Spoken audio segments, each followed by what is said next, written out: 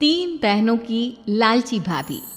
करिश्मा, रेशमा और मनीषा तीन बहनें हैं। उनका एक भाई भी है, मयंक। मयंक अपनी बहनों को बहुत प्यार करता है, लेकिन मयंक की पत्नी सविता इस मामले में मयंक से बिल्कुल ही अलग है। वो अपनी ननदों का जितना बुरा कर सकती है उतना बुरा करती ही रहती है और अपनी ननदों पर हुक्म भी चलाती है। करिश्मा, करिश्मा, तुमने अभी तक नाश्ता नहीं बनाया? तुम्हारे भैया को ऑफिस जाने में देर हो रही है। हाँ भाभी, बस अभी बनाती हूँ। करिश्मा, तुम ये ढीलापन छोड़ दो। कल को पराए घर जाना है। वहाँ अगर तुम इस तरह से काम करोगी तो लोग क्या कहेंगे कि माँ ने और भाभी ने कुछ सिखाया नहीं। और तुम्हारी दोनों बहनें कहाँ हैं? अब रेशमा मार्केट गई है और मनीषा सो रही है। क्या? सुबह के 8 बज रहे हैं और ये महारानी अभी भी सो रही है? ये कहते हुए सविता अपनी सास दुर्गा देवी के पास जाती है। माँ जी, देख रही हो अपनी बेटियों के तौर तरीके? क्या हुआ बहू, सुबह सुबह क्या कर दिया मेरी बेटियों ने? अरे एक तो अभी अभी उठकर किचन में गई है, दूसरी सुबह सुबह बाहर चली गई और तीसरी अभी तक सो रही है। क्या करूं मैं इन तीनों का? मैं तो परेशान हो गई हूँ। जा जाकर उठा उसे और रेशमा से मैं बात करती हूँ। सविता सीधा मनीषा के कमरे में जाती है और उससे कहती है, महारानी जल्दी उठो, सूरज सर पर आ गया है। भाभी थोड़ी देर और सोने दो ना, मैं रात को लेट सोई थी। वो क्या ना, यूनिट टेस्ट चल रहे हैं। शराफत से उठती है या नहीं, या फिर पानी की भरी बाल्टी डालूं तेरे ऊपर? नहीं भाभी, मुझे बिस्तर में नहीं नहाना, उठती हूँ मैं। मनीषा जल्दी से उठकर बाथरूम में चली जाती है। सभी आराम से बैठकर नाश्ता कर रहे होते कि तभी रेशमा बाजार से हाथ में सामान लिए आ जाती है। रेशमा को देखते ही सविता उस पर बरस पड़ती है। लो, आ गई महारानी। ऐसा भी क्या सामान लाना था जो सुबह आंख मलते ही बाजार की तरफ रवाना हो गई? भाभी, कल आप ही तो चीख रही थी कि घर का सारा सामान मुझे ही लाना पड़ता है, घर में किसी को भी किसी काम से कोई लेना देना नहीं है। अब मैं बाजार जाकर सामान ले आई तो आपको इस बात से भी तकलीफ हो रही है? देख रही हो माँ जी, अपनी बेटी की जुबान कैंची से भी तेज चलती है। और मयंक, आप तो कुछ कहेंगे नहीं अपनी लाडली बहन को? रेशमा, अपनी भाभी से ऐसे बात नहीं करते। चलो माफी मांगो। भैया, मैं क्यों माफी मांगू? आप भाभी से बोलिए ना कि हम पर कम हुक्म चलाया करे। हम इस घर की बेटियां हैं और आपकी पत्नी की ननद है, नौकरानी नहीं। लो कर लो बात। इनकी भलाई के लिए कुछ भी बोलो तो इन्हें बुरा लग जाता है। इस घर में यही इज्जत है मेरी। देख लो माँ जी, आपकी बेटी किस लहजे में मुझसे बात कर रही है। सविता वहाँ से चली जाती है। मयंक को बहुत गुस्सा आता है, वो भी वहाँ से चला जाता है। फिर करिश्मा रेशमा को समझाती है, रेशमा, तुम्हें भाभी से माफ़ी मांग लेनी चाहिए थी ना। लेकिन दीदी, मैंने कुछ किया ही नहीं, तो मैं माफ़ी क्यों मांगू? हाँ करिश्मा दीदी, रेशमा दीदी जैसे ही घर में आई भाभी ही उन पर चिल्ला रही थी। हाँ, मैं मानती हूँ कि गलती भाभी की थी।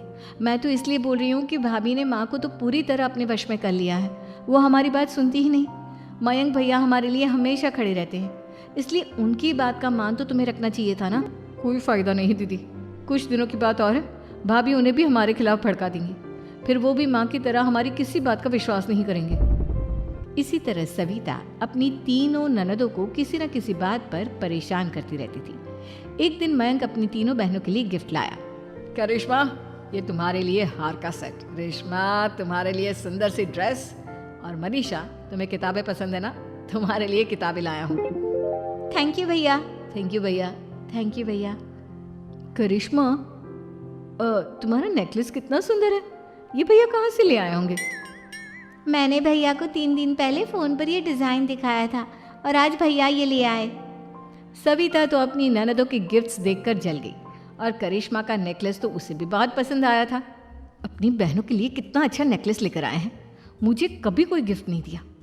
मैं आज ही ये हार चुरा लूँगी। रात में सविता करिश्मा का हार चुरा लेती है और इसी तरह उसे अपनी ननदों की जो भी चीज़ अच्छी लगती वो उसे मांगती नहीं, बल्कि रात के अंधेरे में चुरा लेती। इसी तरह दिन बीतते गए और सविता ने मयंक के दिल में भी उसकी बहनों के लिए नफरत पैदा कर दी।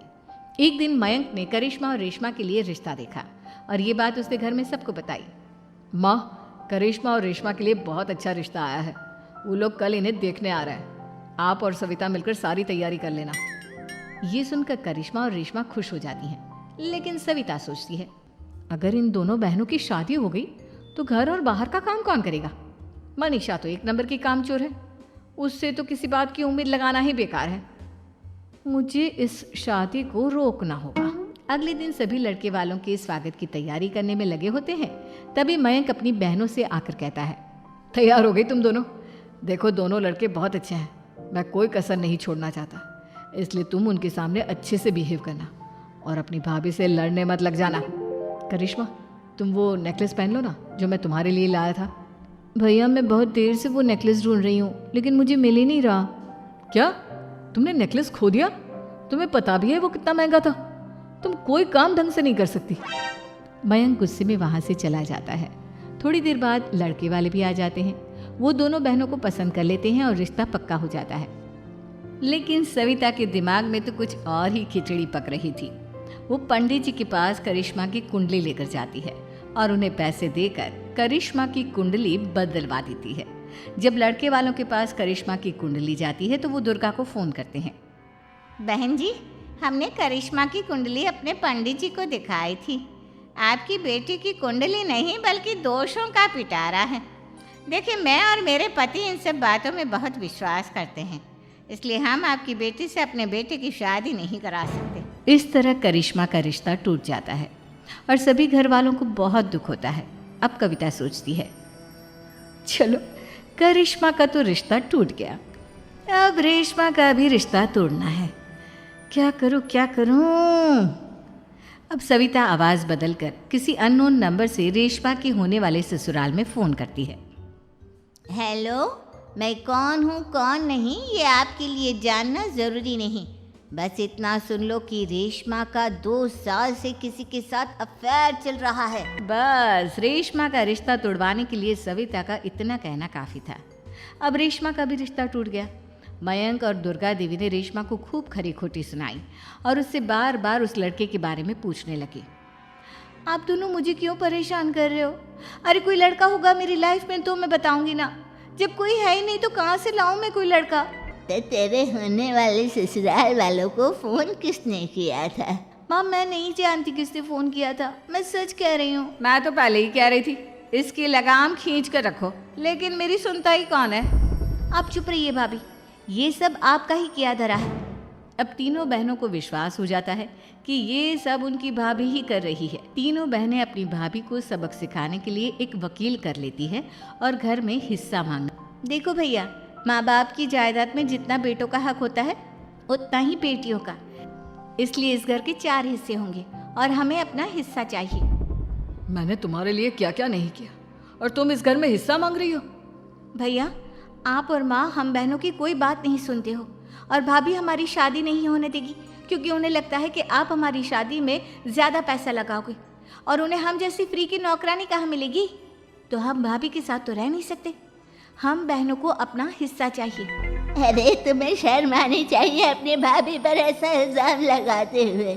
वो तुम्हारे बारे में कितना सोचती है। हाँ माँ, भाभी हमारे बारे में बहुत सोचती है, दिन रात बस यही सोचती रहती है कि किस तरह से अपनी तीनों ननदों को परेशान करूं और कभी मुझे पढ़ने भी नहीं देती।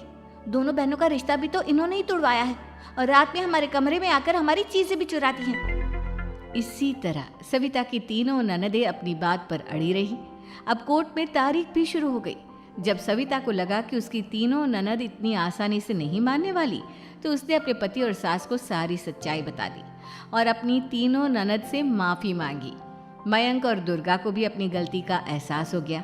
अब सविता खुद करिश्मा और रेशमा के लिए अच्छा रिश्ता ढूंढती है और उनकी शादी करवाती है।